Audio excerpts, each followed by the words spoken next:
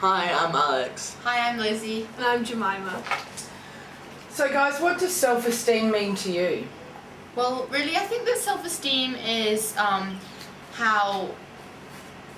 there's self-esteem and self-worth, and self-worth is what you mean to yourself and how you believe in yourself, and self-esteem is like how other people see, how you feel other people see you, and what boosts you and makes you feel basically good about yourself. Mm-hmm. And more confident. Yes. What kind of things affect somebody's self-esteem in a negative way? Bullying is a big one. Yeah, definitely. But then bullying can also be seen as one that can affect the bully's self-esteem in a positive way, because the main reason a bully would bully someone is so they can chop someone else off down the block and make themselves feel better.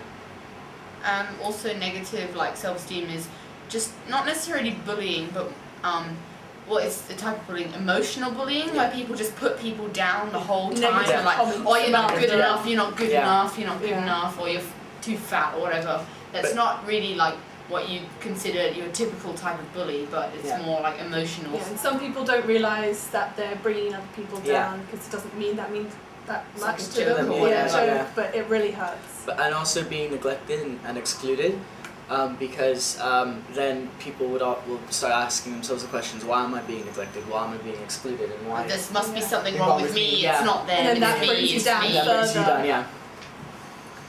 Oh, Great. And what other kind of things affect somebody's self-esteem in a positive way? Well, loads of things. Yeah, Like, praise, good like- comments. but there's also like you can also have internal like happy self-esteem, positive self-esteem, because like if you feel good about yourself, oh, I worked so hard on this, I deserve that grade or whatever. And there's also, for the same example, a grade, when the teacher says, oh, well done, you seem to have worked really hard, it like boosts up your confidence definitely. And what role do friends and family play in positive self-esteem? Massive. Huge. It's More about so than negative, because usually like you consider friends and family to be they're the ones close to you, so they're not going to put you down like a bully would. So when they praise you and they console you, that really helps your Yeah, it self-esteem really as well. pushes your self-esteem up. And what about teachers? teachers as well, like I guess. Especially if you say well done, it means a lot. Yeah. But they Like can when you know you've worked so hard. Yeah. But then also if you're lagging behind, and they can knock you down a bit, but it's then to that motivate helps you bring up- it's bring to you back motivate you later. so you can help you Yeah. so it can help you in the long run. A teacher's ultimate goal is to help you develop and build as a person. Yeah. So they really help. They do the positive one really well. I don't really think I've had an experience with a teacher saying, "Oh, you're not good enough." Well, they I've always give you like constructive criticism, like, "Oh, I know you didn't work so hard on this project as the last one." So it's always a positive reinforcement from a teacher. I've seen some teachers not as much as like in some sense like a bully, but just other cases, just saying it, but it makes the student think that they need to work harder, and then when they do eventually work harder, they get the self-esteem and they get the praise, and that's what helps them build up. What role do you think today's media plays in a teenager's self-esteem? A massive one. Huge, Huge. especially in females' self-esteem. All the magazines and everything, really skinny models, really pretty. Yeah.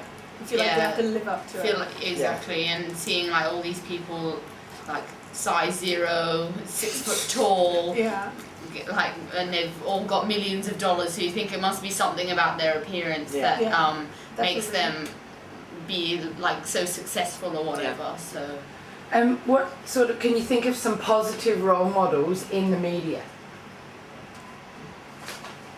Glee is a very good one, because Glee is all about the underdog, and it's all about the person who's getting pushed around in school, but it's showing how they come together and they rise above that. Fantastic. also another positive role model is the fashion guru Gok Wan. I'm not sure if you've seen his television program, but it's a British television program. And it's all about women. like big, not necessarily big people who have no self-confidence, and he definitely boosts them up and says, "Oh, I I love girls who are curvaceous, and that's really important. And it's also funny, so people, same with Glee, it's got the humorous side to it, so people are entertained, but the real message or ultimately gets to them. What consequences does low self-esteem have on some teens' behaviour? Self-harm. They can hurt themselves. They can. Definitely, it's self-harm is the major one. Yeah, Definitely. but and also drugs and alcohol and intaking of other illicit substances. and especially for the girl side, and if they want to look more like the models, they can become anorexic or bulimic, and they stop eating, and they force themselves to look thinner. But it's really, it's unhealthy for them, and it's really just not good. And for also, them. people get really, really depressed if Yeah. they're like, if they feel that they're not worthy enough, then they're like, oh, why should I be here? Or there's nothing even good about me. Yeah. And when it's really hard. Like it's really hard for them to deal with that the fact that they're maybe like not a size 0 or whatever. So that's really really important. Yeah. What can teens do to help build their own self-esteem? Many people, lots of people can join in like, I guess, lots of people do join in maybe exercise groups, so, or something that they enjoy, so they'll put their heart and soul into like dancing, which is a good form of exercise, and it's creative and fun, and like acting. And social. Also, some With other people like try really hard to like make new friends, I guess, and you like, all share a common interest, so it's really easy to make friends. And also talking to teachers and mentors, that really helps people get through it. Yeah, but going back to the exercise, actually, exercise releases endorphins, and that helps you feel happy and better about yourself as well. So it's a release of stress. It's a plus the exercise one. So we're all a big fan of exercise. We all have our different things. So it's a good one. It's a good one. Can you always tell if somebody has low self-esteem? You can't tell always on the outside, but maybe you can always tell if someone's hurt or whatever. If you get to know them, if you just saw someone walking on the street and like if they were crying, maybe there'd be something wrong. But that doesn't necessarily mean they have low self-esteem. But if you're close friends with someone and you know that they're down in the dumps and not as laughing or giggly or whatever, then you can definitely tell. And what would you do to build the self-esteem of a friend if they were feeling down? You would, I personally, because you would know what their strengths are and what they feel they're good at, and you would tell them that they are good at that, and you tell them that they are good at something, and they have skills, and they have things that they are better at than other people. Definite like positive reinforcement. Skills, and stuff like that. But not being like stupid, like saying, oh, someone who's like really uncoordinated, oh, you're really good at ball sports, like. Not being stupid, because then they think about it, oh, they're just saying that to protect me, and then something that you really mean, they won't believe you and stuff. So you need to still be truthful. But you need to be like in true a positive to in a positive way, And what would you encourage them to do? Talk to your mentors or teachers or anyone that they trust, really, that to help them. And also, like as a friend, maybe like if you feel uncomfortable talking to them, maybe you should go see the mentor or a teacher, or even speak to their parents in some cases and just say, oh look, I'm really worried about you. And most of them will say, oh, we know, we're kind of on top of it. But some of them will be like, oh my gosh, I'll try and get this sorted. We'll like, thanks for letting me know, kind of thing. Oh, and the counselor's good at that as well. Even though she might deal, or he or she might deal with other issues as well, like big things, they always have time for other people as well. So don't feel that you're not important for them. That your issue's not big enough, that you don't need help. Exactly, Do any of you have a personal experience that you want to share from your past, where you were feeling low or having low self-esteem? Or share the story of a friend? Not personally for us, definitely, like, because we're all kind of close friends, but we have had an experience, we've had two different experiences. One person in our year was quite severely anorexic due to not the typical reasons, but it was down to really heavy stress and pressure, changing and pressure, and that was three years ago. So that was like, I guess, 12, 13, like getting into high school, all this kind of thing.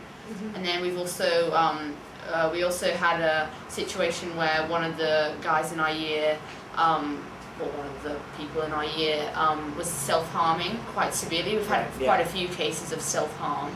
And but the teachers are really supportive. Yeah, they handle it really well. They handle it well, And everyone's always like, when it's a close friend, you're always there to help them, but you can't force them into anything. So I know I haven't had a personal experience of feeling so like there's some days obviously, oh my god, my hair just won't go right. Like I feel so ugly or whatever, like that kind of, like I feel so stupid but everyone has those days. You get over them, but like no, I don't think any of us have had a personal experience of severe low self-esteem, but we've definitely dealt with it before.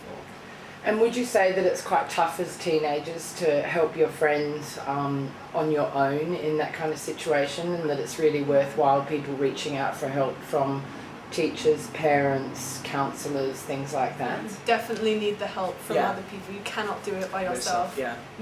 Teachers are good ones to go to first.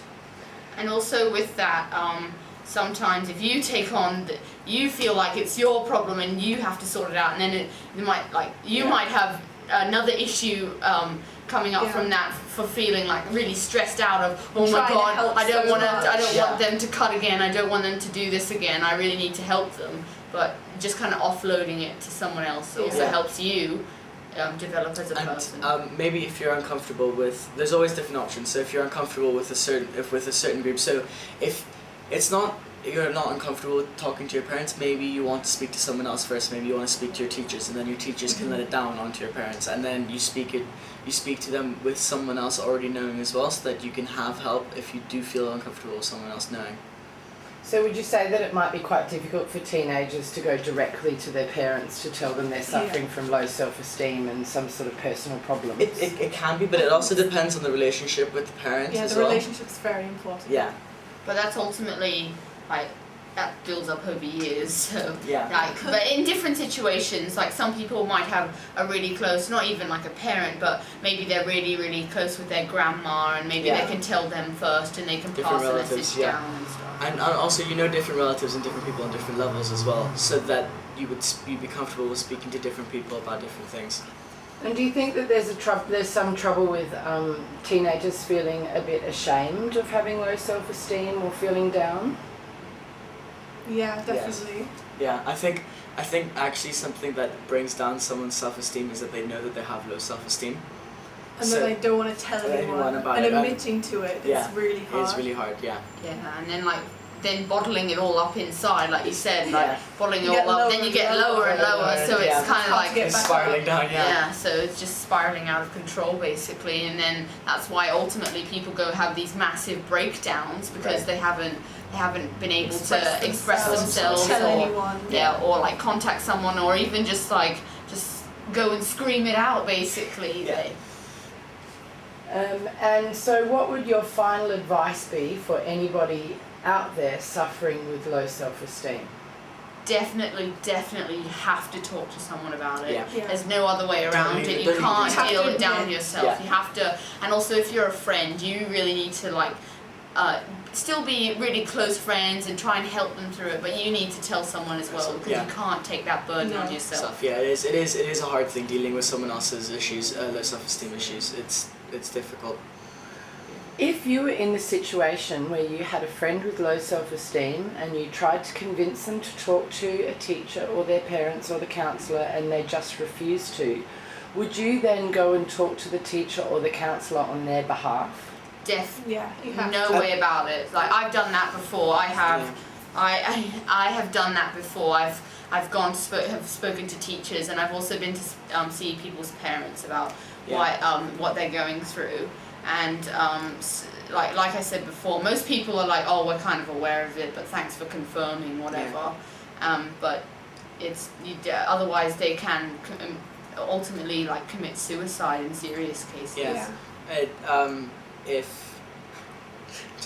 just forgot what I was about to say.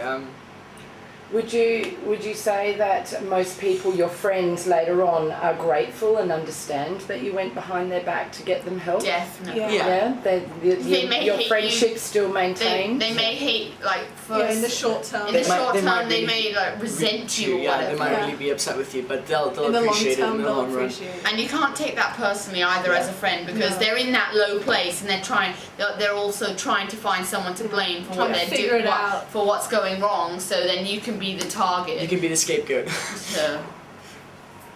Okay, great. Thanks very much for your advice, guys. Brilliant.